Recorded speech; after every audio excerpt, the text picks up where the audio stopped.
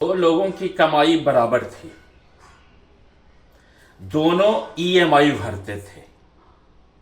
एक की संपत्ति का वैल्यू बढ़ता गया और दूसरा कर्ज में डूबता चला गया। ऐसा क्यों?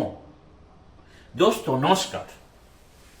फाइनेंशियल अवेयरनेस सीरीज के इस 5वें एपिसोड में हम समझेंगे कि एक अच्छी ईएमआई और एक बुरी ईएमआई क्या है।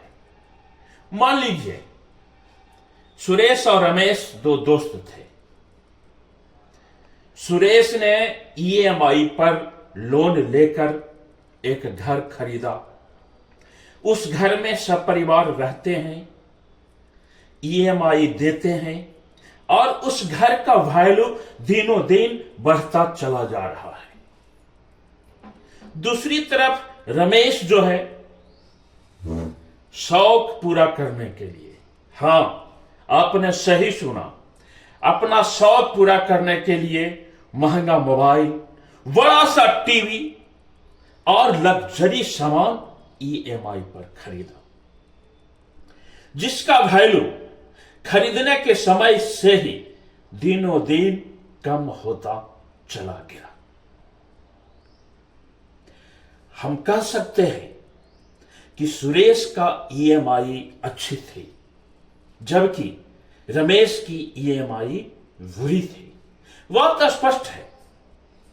शिक्षा, रोजगार और मकान के लिए लिया गया लोन या ईएमआई को हम अच्छी ईएमआई कह सकते हैं, जबकि शौक और दिखावे की जिंदगी जीने के लिए लिया गया लोन या ईएमआई को हम बुरा ईएमआई कह सकते हैं।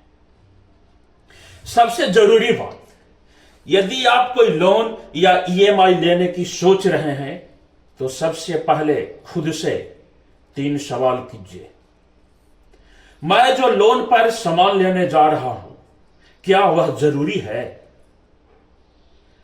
दूसरा, जो लोन मैं ले रहा हूं उससे क्या हमारी कमाई बढ़ेगी, हमारी संपत्ति का वैल्यू बढ़ेगा, हमारे बाल बच्चों का शिक्षा बढ़ेगा?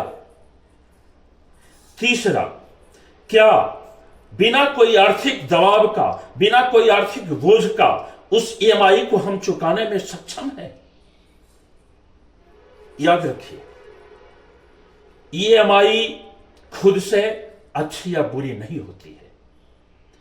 हम ईएमआई किस उद्देश्य से ले रहे हैं और हमारी क्षमता उसे देने का है या नहीं है, इस पर निर्भर करती है। अब आपसे सीधा सवाल, यदि आपके पास 1 लाख रुपया है तो आप क्या करेंगे? आईफोन खरीदेंगे या कहीं निवेश करेंगे? कमेंट में जरूर बताइए। मिलते हैं फिर अगले एपिसोड में।